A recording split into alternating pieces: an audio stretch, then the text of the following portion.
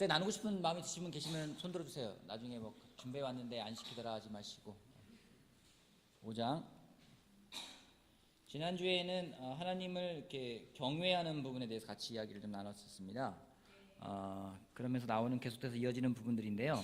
하나님을 경외하는 부분, 왜냐면 우리가 그리스도의 심판대에 설 것을 염두에 둔 그런 믿음의 생활을 할 때 우리가 언젠가는 그리스도 심판대에 서야 될 것이라는 것이 나와 있는 것이 이제 10절에 나와 있는 내용인데 10절 말씀 같이 다시 한번 읽어볼까요? 자, 우리는 10절만 읽어볼게요. 시작.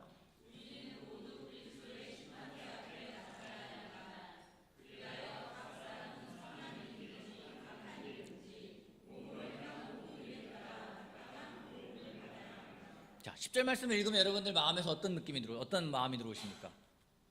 자, 10절 말씀을 딱 읽으면서 들어오는 감정, 느낌은 뭐 어떤 겁니까? 부담스럽다. 또 어떤 게 있습니까? 두렵다. 또요. 그리스도의 심판대에 서야 된다. 그런 딱 생각이 들면은 기쁘신 사람들 계실 수도 있고요. 그잖아요. 그죠? 저는 개인적으로 운전하다 가장 기분 좋은 순간이 언제냐면은 음주운전을 이렇게 검사할 때가 가장 기쁩니다. 자신 있게 불고 갈 수 있기 때문에 그때가 저는 개인적으로 되게 좋아요. 근데 그리스도의 심판대 앞에 쓰는 것도 약간 그런 기분일 것 같다는 생각이 들기도 해요. 그래 뭐 떳떳하고 당당하면은 그 앞에 서가지고 주님 저 왔습니다라고 얘기할 수 있을 것 같다는 생각이 들기도 하는데 하물며 그럼에도 불구하고 그 시간은 좀 두려움의 시간이기도 하고요. 그 시간은 좀 떨리는 시간이기도 합니다. 여러분 어떤 사람이 예수님을 믿는 이유 중에 여러 가지 이유가 있겠지만은 나는 지옥 가는 게 두려워서 예수님 믿는다라고 말을 하는 사람이 있습니다. 어떻습니까? 건강한 신앙인 것 같습니까? 건강하지 않은 신앙인 것 같습니까? 건강하지 않은 신앙인 것 같아요. 지옥 갈까 봐 난 두려워서 예수님을 믿는다. 여러분 그거 굉장히 건강한 신앙이에요. 왜 여러분 지옥 가는 거 두렵지 않으세요? 그렇죠? 예수 믿는 이유 중에 가장 주된 이유가 뭡니까? 천국 가는 거잖아요. 그 얘기는 뭐예요? 지옥 가기 싫다는 거잖아요. 천국 아니면 지옥인데 둘 중에 하나인데 우리는 긍정적으로 천국에 가야 됩니다. 부정적으로 지옥에 가지 말아야 됩니다. 이렇게 말하는데 그게 아니라요. 지옥을 두려워하는 마음도 굉장히 좋은 마음이에요. 그리스도의 심판이 있다는 것을 염두에 두고 살아가는 것은 굉장히 중요한 부분입니다. 우리가 예수님을 따르는 이유는요, 내가 좀 더 교양인이 되기 위해 따르는 게 아니에요. 내가 좀 더 지식이 많아지기 위해서 따르는 것이 아닙니다.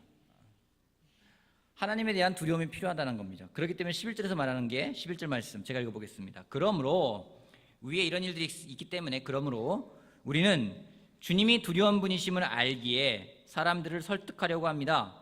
우리는 이미 하나님 앞에서 환히 드러났습니다. 여러분의 양심에도 우리가 환히 드러나기를 바랍니다.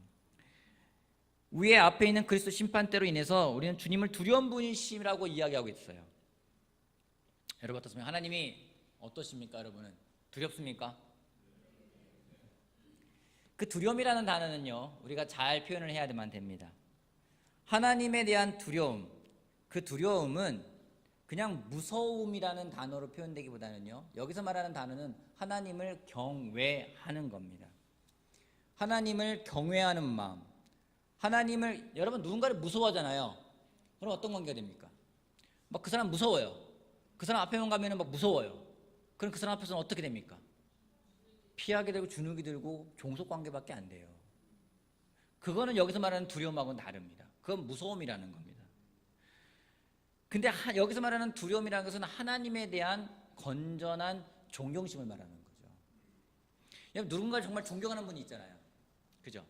여러분 정말 존경하고 그 사람을 정말 존경하고 그 사람에 대해서 건전하게 존경할 때는 그 사람 앞에 가면 어떤 마음이 듭니까? 그런 분 있으십니까? 여러분이 정말 그 사람 앞에 가면은 내가 너무 존경하는 사람이야. 그 앞에 가면은요 뭔가 그 사람에 대해서 더 수긍하게 되고 그 사람 말에 더 귀를 기울이게 되고, 여기서 말하는 그 두려움이라는 것은 하나님에 대해서 올바르게 경외할 수 있는 마음, 하나님을 올바르게 존경할 수 있는 마음, 그 마음을 말하는 겁니다. 하나님 무서운 분이라고 말하는 건 아니에요. 근데 언제 하나님을 우리가 존경하고 하나님에 대해서 경외하는 마음을 가져갈 수 있을까?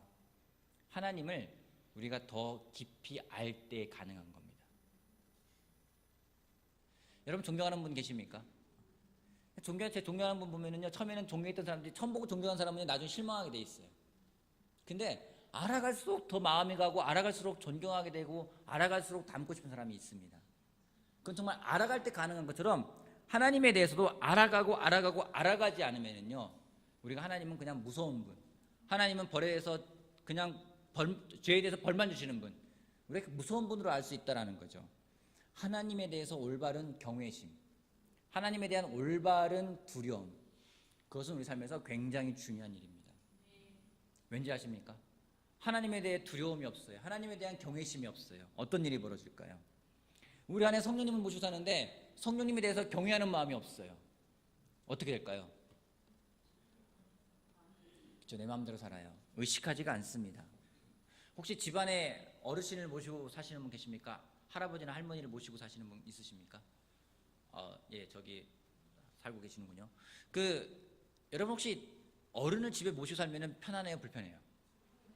여러분의 아버님이나 어머님이 집에 와 계시면 불편합니까, 편합니까? 솔직하게 좀 어려운 부분이 있죠. 근데 집에 어른이 있음으로써 좋은 점은 뭡니까?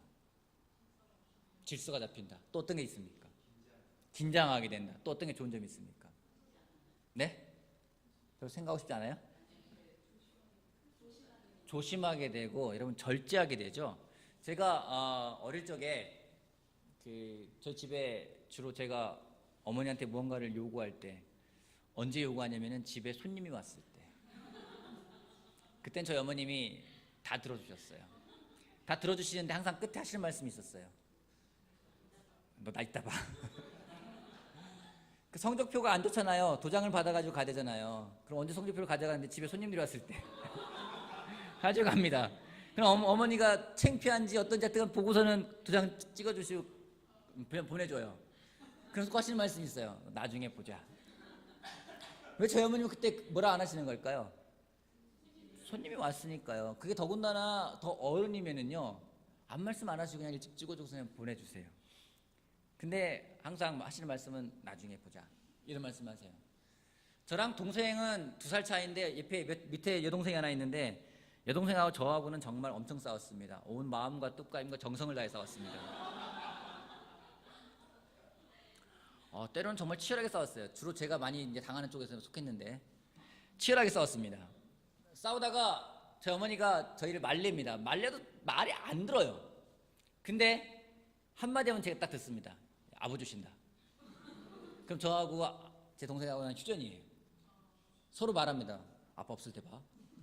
제 동생 똑같이 말해요. 아빠 없을 때 봐. 똑같이 얘기를 해요. 여러분, 비유를 좀 하자면 그런 비유가 될 수 있을 것 같아요. 내 안에 성령님이 계시는데 내가 성령님을 의식하지 못하고 살아가요. 성령님에 대해서 그분이 하나님인데 그분에 대해서 두려워하는 마음, 그분에 대해서 경외하는 마음이 없이 살아가요. 그럼 내 삶에서는요, 절제라는 것도 없습니다. 내가 하고 싶은 대로 살아갈 거예요. 그러게 바울이 이야기하는 게 뭐예요? 우리 주님이 두려움 무심을 알기에 바울은 하나님이 어떤 분인지를 명확히 알고 있었어요. 그가 자기 멋대로 하는 삶이 아니라 그가 왜 절제할 수 있었고 그가 왜 사람들을 설득할 수 있었는지는 하나님에 대한 올바른 경외심이 있었기 때문이라는 겁니다. 여러분, 하나님을 경외하고 계십니까? 하나님에 대해서 건강한, 건전한 두려움을 가지고 계십니까? 너무 하나님이 친근한 나머지 하나님이 만만해 보이는 거예요. 말을 해도 듣지 않는 거예요. 여러분, 그럴 경우에는요, 두려움이라는 마저도 사라져버립니다. 두려움을 상실하게 되면은 내 멋대로 하게 돼 있습니다.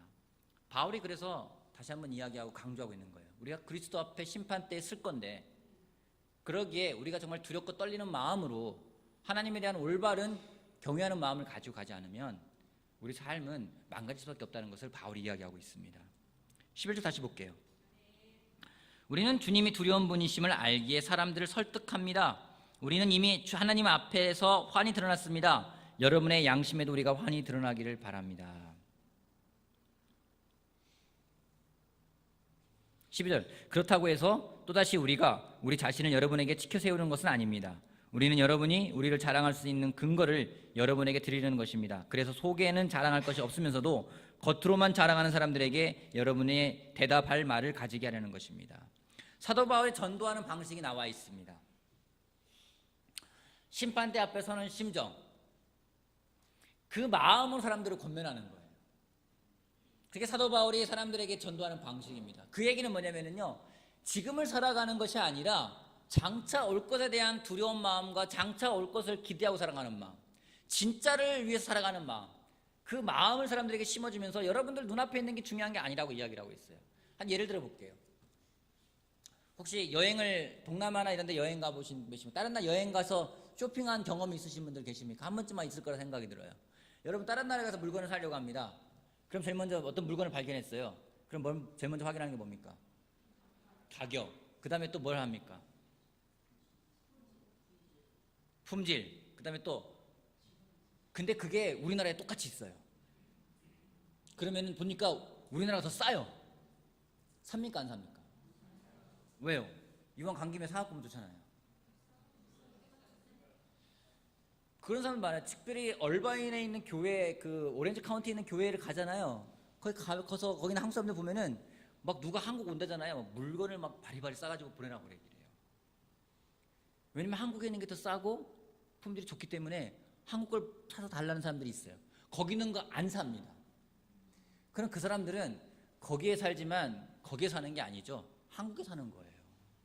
한국을 기다리고 머릿속에는 한국이 있는 거예요. 만약 내가 원하는 어떤 물건이 있다. 이게 만약에 이 물이다. 이 물을 사야 되는데 미국에도 있고 한국에도 있어요. 근데 내가 정말 이걸 한국에 사면은 더 싸요. 더 좋은 거예요.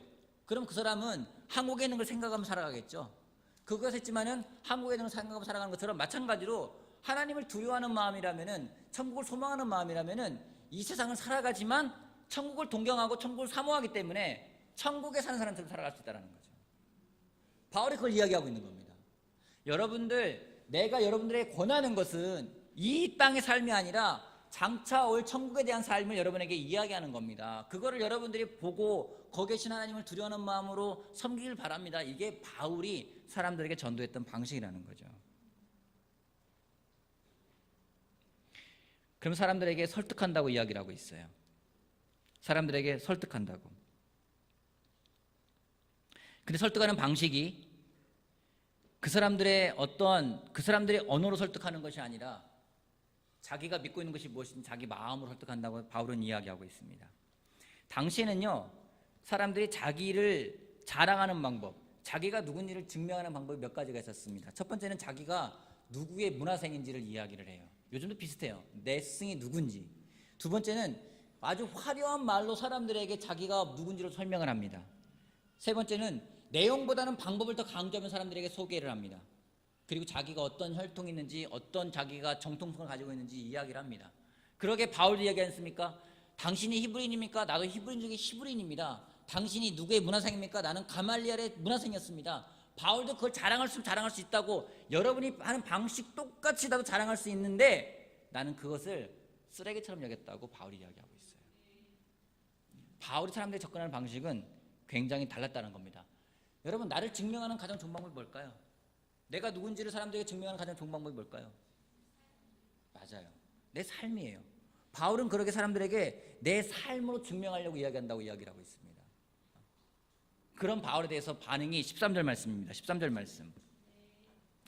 우리가 미쳤다고 하면 하나님께 미친 것이요, 정신이 온전하다고 하면 여러분을 두고 온전한 것입니다.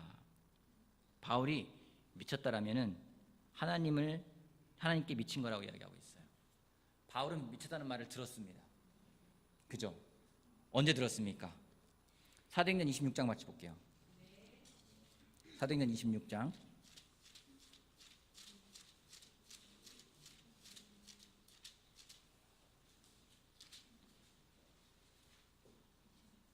24절. 사도행전 26장 24절. 바울이 거기 오면 같이 읽어볼까요? 24절. 26장 24절 바울이, 자 시작.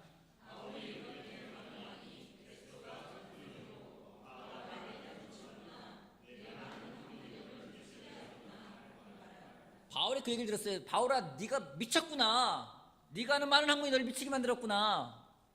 여러분, 미쳤다는 말을 바울은 들었습니다. 예수님도 미쳤다는 말을 들었을까 안 들었을까요?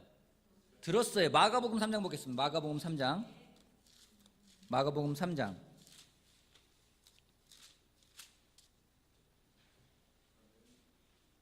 21절, 20절부터 볼게요. 20절. 예수께서 집에 들어가시니 무리가 다시 모여들어서 예수의 일행은 음식을 먹을 겨를도 없었다. 예수의 가족들이 예수가 미쳤다는 소문을 듣고서 그를 붙잡으러 나섰다. 사람들이 바울에 대한 평가는 미쳤다는 평가였습니다.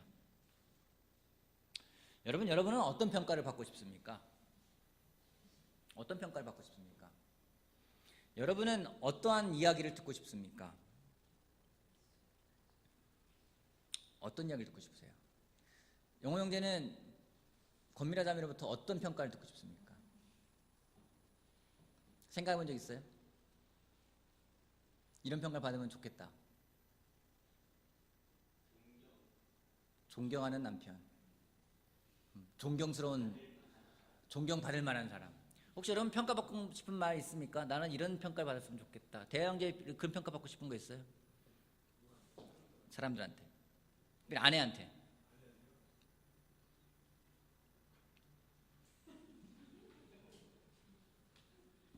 왜 말을 못해요? 왜요? 갑자기 겸손해졌어요. 왜 이렇게?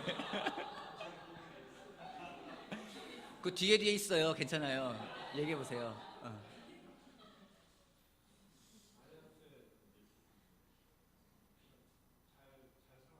잘 살았다? 되게 잘 살았다는 평가를 받고 싶어요. 잘 살아준 남편. 희락 형제는 은남자매한테 어떤 평가 받고 싶어요? 한결같이 사랑해주는 사람이었다. 그렇구나. 한 명만 더 해볼까요? 우리 자혁이 성매한테 어떤 평가를 받고 싶어요? 매일 듣고 있어요? 더 궁금해지네. 얘기해 보세요. 뭐라고 어떤 평가? 고맙다고. 고맙다는 평가를 받고 있어요. 혹시 대화 형제, 영호 형제, 그리고 희락 형제, 자혁 형제, 아내가 여러분들에게 미쳤어 이런 말 들어본 적 있어요? 있는 것 같아.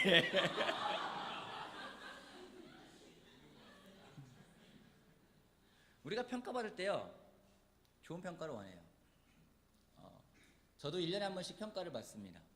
전임들 사이에서 평가를 하기도 하고요. 또 제 주변에 있는 사람들한테 평가를 제가 받습니다. 제가 요구를 합니다. 또 최근에도 숙제가 또 하나 있어요. 저를 아는 5명에게 평가를 받아야 되는 숙제가 하나 있어요. 이렇게 어떤 훈련하는 프로그램에 숙제 받는 게 있습니다. 여러분, 평가는요 굉장히 중요한 부분 중에 한 가지예요. 근데 누군가 저한테 미쳤어 이런 평가를 해요. 걔 미친 애야. 성근이한테 그러는 거예요. 걔 미친 애야.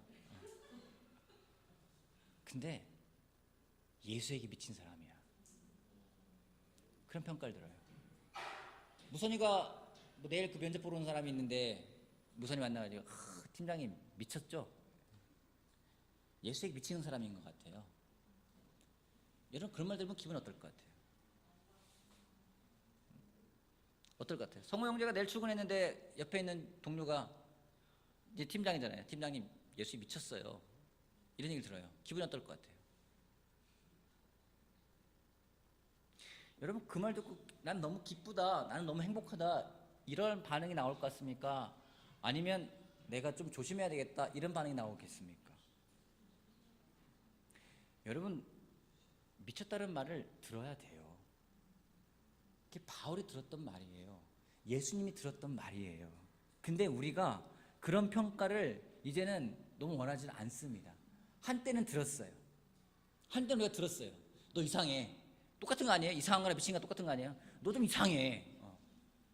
제가 들었던 말이 그거예요. 제가 정말로 제 세례 받고서는 그것도 화장실에서 저희 총무과장님이 저를 딱 보더니 호씨 솔직히 말해봐. 너 요즘 연애하지? 이러는 거예요. 그래서 아니요. 그러니까 얘는 못 속인다. 너 누구야? 너 누구랑 연애하니? 이러더라고요. 왜냐면 크리스천한테 그렇게 살았으니까요. 너무 즐겁고 좋으니까 사람들이 보기에는 쟤는 사랑에 빠진 애야. 제정신이 아니구나. 그렇게 반응을 했거든요. 사람들이. 근데 요즘에 저보고 너 나한테 말해봐. 너 누구 좋아하니? 너 왜 사랑에 빠졌니? 이런 말 들은 적 없거든요. 그런 말 듣지 못했어요. 왠지 우리가 이제는 예수님 말씀을 믿는데도 뭔가 교양 있게 믿고 싶어요. 좀 상식적으로 믿고 싶어요. 그러기 어떤 과격한 행동도 못해요. 사람들이 전도를 해도요, 이 전도하면 사람이 나보고 미쳤다고 하지 않을까? 나를 이상한 취급으로 나 이상한 사람 취급하지 않을까? 그게 두려워지고 있어요. 제가 그래요. 좀 뭔가 말을 해도 좀 과격한 말 대신에 좀 정화돼가지고, 이제는 나이가 있잖아 우리가. 그렇게 생각을 해요. 말씀을 전해도 마찬가지 그렇게 전할 때가 많이 있어요. 오늘도 차를 타고 오면서 같이 아내랑 기도하면서 그런 이야기를 했어요. 아, 사람들이 이제는 뭐 10년 된 크리스찬은 이제 뭐 영 크리스찬이에요. 우리들 사이에서는 거의 뭐 이제 20년 다 이렇게 되다 보니까 뭔가 말씀에 대해서도 더 깊이 있게끔, 더 교양 있게끔, 더 정말 뭔가 이렇게 알겠을 딱 짜가지고 정말 아주 건강하게 맛있는 그런 음식을, 담백하면서도 영양 그 MSG 안 들어가 있는 그런 말씀을 뭔가를 막 이렇게 먹이고 싶은 마음이 있고 또 그런 걸 원해요. 그러게 어느덧 우리가 이제는 미쳤다는 말을 듣지 않습니다. 그냥 걔 참 봐라, 참 걔가 이성적이야, 교양이 있어, 예의가 봐라. 물론 좋은 말입니다. 근데 거기서 그친다면은요, 거기서 만족한다면은요, 바울은 미쳤다는 말을 들었어요. 저도 한테 들었어요. 저희 아버지가 한테 들었고요. 어제 아버님 생신이어가지고 시골에 내려갔다고 왔는데, 예전에 제가 그랬어요. 아버지가 너 미쳤구나. 근데 요즘엔 저한테 미쳤다는 말 안 하세요. 물론 제가 삶으로 보여준 부분이 있기 때문에 그러겠죠. 처음 만나는 사람들이 저를 보면서 너 좀 이상해, 넌 좀 뭔가 다른데? 너 좀 이상한 거 아니야? 그런 말을 잘 안 해요. 좋은, 나이스한 그런 사람으로 취급되어지고 있는 것이 제가 그런 사람이 되어버렸습니다. 말씀을 공부하면서 찔렸어요. 최근에 내가 미쳤다는 말을 언제 들어봤나? 저 사람 되게 바른 사람이야, 교양 있는 사람이야. 여러분, 우리가 예수님 믿을 때 교양 있게 믿으려고 한 거 아니었어요. 그냥 나를 다 내가 던지고 하겠다는 마음으로 갔던 거였습니다. 오늘 여러분은 어떤 평가를 받고 있습니까? 그 평가 중요하지만 또 결국 궁극적으로는 하나님 앞에 섰을 때 평가는 그 무엇보다 더 중요합니다. 오늘 선거를 했습니다. 투표를 했습니다. 정치인들이 주로 쓰는 말이 있습니다. 역사가 심판할 거라고 이야기를 합니다. 역사가 제대로 평가할 거라고. 지금은 사람들이 했지만 역사가 제일 평가할 거라고. 여러분, 역사가 평가하나요? 아니에요. 하나님이 평가하세요. 그 사람의 삶이 평가를 받는 거예요. 여러분, 성령에 이끌려 살아가는 사람의 모습, 그 사람은 온전한 사람이 아닙니다. 온전하다면 우리를 위해서 온전한 거겠죠. 미쳤다면 하나님에게 미친 사람이라는 겁니다. 그래서 계속 말합니다. 고린도후서 5장 14절 말씀 계속 볼게요. 고린도후서 5장 14절. 그리스도의 사랑이 우리를 휘어잡습니다. 우리가 확신하기로 한 사람이 모든 사람을 위하여 죽으셨으니 모든 사람이 죽은 셈입니다. 그런데 그리스도께서 모든 사람을 위하여 죽으신 것은 이제부터는 살아있는 사람들이 자기 자신을 위하여 살아가도록 하려는 것이 아니라 자기들을 위하여 죽으셨다가 살아나신 그분을 위하여 살아가도록 하려는 것입니다. 이 부분은 무척 중요한 부분입니다. 우리의 삶의 목적이 나와 있습니다. 여러분, 삶의 목적은 무엇입니까?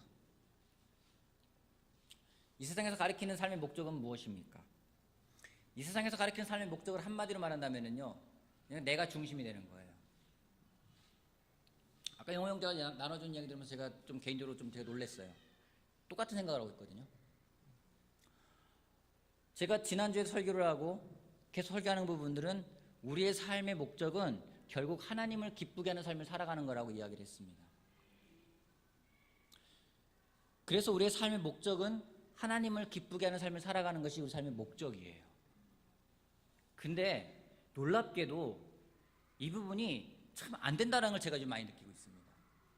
제가 기도를 하면서도 계속 돌이켜 제 기도를 계속 제가 다시 한번 고쳐보거든요. 그러면 아직도요, 기도의 중심 속에 내가 들어가 있어요.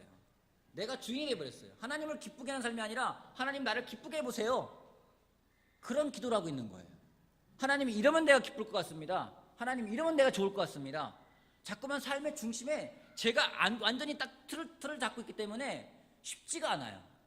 이 말씀을 보면서 과연 내가 누구를 살고 있는가, 하나님이 나를 위해 살기 원하는지 내가 하나님을 위해 살기 원하는지 참 바뀌지 않는 생각을 많이 하게 됩니다. 여러분 삶의 중심에 누가 있습니까? 여러분이 있습니까? 하나님이 계십니까? 우리가 이 부분은 정말 곰곰이 생각을 해 보아야 되는 부분입니다. 굉장히 내가 내 중심 속에 있기 때문에 어느덧 마음에서부터는 하나님을 기쁘게 하는 삶을 살아야지라는 마음을 가져갔다가도 어느덧 내가 기뻐지면 하나님이 기쁠 거라 생각할 때가 많이 있어요. 근데 이 부분은요, 바울은 완전히 하나님을 기쁘게 하는 삶을 살아간 사람이었습니다. 왜냐면은요, 그가 놓치지 않는 게 있었어요. 뭔지 바로 십자가라는 겁니다. 그리스도의 십자가요. 그 십자가를 내가 지지 않으면, 그 십자가를 내가 받아들이지 않으면 계속 우리는 제자라는 타이틀로 살아가겠지만은 그 중심에 내가 있을 수밖에 없다라는 겁니다. 예수님의 사랑을 기억하지 않으면요, 우리가 예수님을 기쁘게 하는 삶, 하나님을 기쁘게 살면 불가능하다는 겁니다. 오늘 여러분 삶의 목적은 무엇입니까? 여러분 삶의 목적은 무엇입니까? 여러분이 이 자리에 와서 앉아있는 목적은 무엇입니까? 여러분이 내일 아침을 살아가는 목적은 또 무엇입니까? 여러분이 직장에 출근하는 그 목적은 무엇입니까? 여러분이 아이랑 아내랑 시간 보내는 목적은 무엇입니까? 그 목적이 하나님을 기쁘게 하는 것이 되기를 바랍니다. 그게 되지 않으면요, 우리는 굉장히 이기적인 사람이 될 거예요. 나를 기쁘게 하는 걸 원할 겁니다. 아주 너무 쉽게 그렇게 가요. 계속 제가 느낀 게 그거예요. 와, 정말 내가 이 부분은 완전히 회개해야 되는 부분이구나. 자꾸만 제 머릿속에는요, 어떻게 하면 내가 기쁠까? 어떻게 하면 내가 더 기쁠까? 그 생각이 더 들어와요. 그걸 찾게 돼요. 그게 아니라 완전히 하나님을 기쁘게 할 수 있는 삶, 그것이 우리의 목적이 된다면요, 그것이 우리의 목적이 된다면 한 가지 믿습니다. 정말 우리가 기쁜 삶을 살게 될 거예요. 하나님을 기쁘게 하는 삶을 살 때 우리는 정말 기쁜 삶을 살게 될 겁니다. 내가 기쁘다고 하나님을 기쁘게 할 수 있는 건 아니에요. 우리 착각하지 맙시다. 우리 삶의 목적, 그 목적을 명확하게 세워갈 수 있는 우리가 되길 바라겠습니다. 세상은요, 자꾸만 목적을 나 중심으로 끌어가게 가르칩니다. 내가 어떻게 하면 성공할 것인가? 나의 목표는 무엇인가? 그럼 내가 만족할 거 생각해요. 하지만 성경은 완전히 반대로 이야기하고 있습니다. 나를 완전히 버리고 주님을 기쁘게 하는 삶을 살아갈 때 그때 진정한 기쁨이 무엇인지를 알게 될 거라고 이야기를 하고 있습니다. 여러분, 하나님을 기쁘게 하는 삶, 여러분, 저 계속 머릿속에 그 내용을 되뇌요.